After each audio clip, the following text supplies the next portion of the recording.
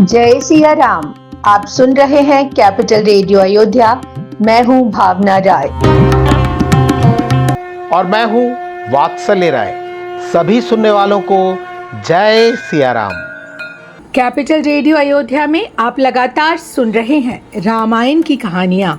रामायण का अर्थ है राम का अयन, यानी भगवान श्री राम की यात्रा। ये वो यात्रा पथ है जिस पर बढ़ते हुए राजकुमार राम मर्यादा पुरुषोत्तम भगवान हो गए। पिछले एपिसोड में हमने सुनाया कि कैसे रावण की पत्नी मंदोदरी ने उसे काल के आने की आहट के बारे में चेतावनी दी, लेकिन अहंकार में डूबे रावण ने अपनी पत्नी की एक न मानी। अगर आपने वो एपिसोड नहीं सुना है तो हम डिस्क्रिप्शन बॉक्स में लिंक साझा कर रहे हैं। और अब आगे की कथा। यहाँ राम अंगद ही बुलावा, आई चरण पंकज सिरुनावा, अति आदर समीप बैठारी, बोले बिहसि कृपाल खरारी। अंगद जी लौटे तो भगवान राम ने उन्हें वापस अपने पास बुलाया। अंगद जी ने भगवान के चरणों में अपना सिर नवाया। भगवान राम ने बहुत ही प्रेम और आदर के साथ अंगद जी को अपने पास बैठाया और मुस्कुराते हुए उनसे रावण की सभा के बारे में पूछने लगे। बाली तनय कौतुक अति माही, तात सत्य कहु पूछहि तोई। रावण जातु धान कुल टीका, भुजबल अतुल जासु जगली का। भगवान राम ने कहा, हे बाली पुत्र, मेरे मन में एक जिज्ञासा है। मैं तुमसे सत्य जानना चाहता हूँ। वो रावण जो राक्षसों के कुल का तिलक माना जाता है, जिसकी भुजाओं के बल की धाक पूरी दुनिया में है, तासु मुकुट तुम चारी चलाए, कहु तात कवनी विधि पाए। जब रावण के सिर से तुमने 4 मुकुट उतार कर यहाँ मेरी ओर फेंक दिए थे, हे तात, मुझे बताओ कि तुमने वो मुकुट किस तरह से हासिल किए। सुनु सर्वज्ञ प्रणत सुखकारी, मुकुट न होई भूप न गुणचारी। अंगद जी ने हाथ जोड़कर कहा, हे प्रभु, आप तो सर्वज्ञ हैं। हे शरणागतों को सुख देने वाले दाता, आप तो सब जानते हैं। दरअसल वो 4 मुकुट नहीं थे, वे तो किसी भी सफल राजा के 4 मुख्य गुण थे। साम दान अरुदंड विभेदा, नृप उर बसहि नाथ कह बेदा। नीति धर्म के चरण सुहाए, असजिय जानी पही आए। अंगद जी ने कहा, हे नाथ, वेदों में बताया गया है कि साम, दाम, दंड और भेद, ये 4 गुण हमेशा एक राजा के हृदय में वास करते हैं। ये नीति और धर्म के 4 सुंदर चरण हैं। लेकिन रावण के भीतर तो अब धर्म बचा ही नहीं। जब रावण ने धर्म का त्याग कर दिया तो ये 4 गुण भी उसे छोड़कर आपके पास चले आए हैं। धर्महीन प्रभु पद विमुख, काल बिबस 10 शीस, तेहि पर हरि गुण आए, सुनहु कौशलाधीश। प्रभु, रावण धर्म से हीन हो चुका है। वो आपके चरणों से विमुख है और अब काल के वश में है।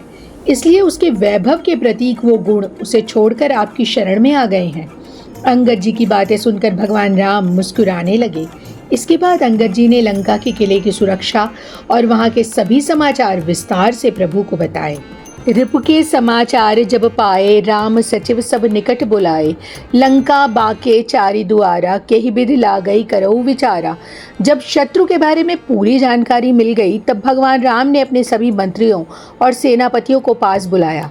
भगवान राम बोले, लंका के 4 बड़े और बहुत ही विकट दरवाजे हैं। उन पर किस तरह से हमला किया जाए और किले के भीतर कैसे प्रवेश करना है, अब इस पर विचार करना जरूरी है। तब कपीस ऋक्षेश विभीषण, सुमरि हृदय दिन कर कुलभूषण। कर विचार तिन मंत्र तृणावा, चरि अनि कपि कटुक बनावा। तब वानराज सुग्रीव, जामवंत जी और विभीषण ने अपने हृदय में भगवान राम का ध्यान किया। गहराई से विचार करने के बाद उन्होंने युद्ध की योजना बनाई। पूरी वानर सेना को 4 बड़े दलों में बांट दिया गया। जथा जोग सीनापति कीन्हे, जूथप सकल बोली तब लीन्हे। प्रभु प्रताप कही सब समुझाए, सुनि कपिसिंह नाद करि धाये। हर दल के लिए योग्य सेनापति नियुक्त किए गए। सभी यूथपतियों को बुलाकर उन्हें भगवान राम के प्रताप और उनकी शक्ति के बारे में समझाया गया। पूरी वानर सेना जोश से भर गई और सिंह की तरह गर्जना करती हुई लंका की ओर दौड़ पड़ी। हर्षित राम चरण सिर नावहि, गहि गिरि शिखर वीर सब धावहि। गरजहि तरजहि भालू कपीसा, जय रघुवीर कौशलाधीसा। सभी वीर बहुत प्रसन्न थे। वे बार बार भगवान राम के चरणों में वंदन करते और बड़े बड़े पर्वतों के शिखर अपने हाथों में लेकर दौड़ने लगते। भालू और वानरों की टोली कौशल राशि रघुवीर की जय के नारे लगा रही थी। उनकी गर्जना से आकाश गूंज उठा। जानत परम दुर्ग अति लंका, प्रभु प्रताप कपि चले असंका। घटा टोप करी चहुदस घेरी, मुखई निसार बजा वहीं भेरी। लंका को संसार का सबसे कठिन और अजेय किला माना जाता था, लेकिन वानर सेना भगवान राम के प्रताप से निडर होकर आगे बढ़ी। जैसे काली घटाएं पूरे आसमान को घेर लेती हैं, वैसे ही वानरों ने लंका को चारों दिशाओं से घेर लिया।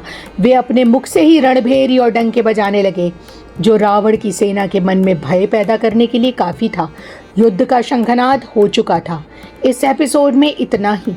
अगले अंक में हम आपको सुनाएंगे आगे की कथा। कार्यक्रम को पसंद करने और शेयर करने के लिए हम आप सभी सुनने वालों के बहुत आभारी हैं।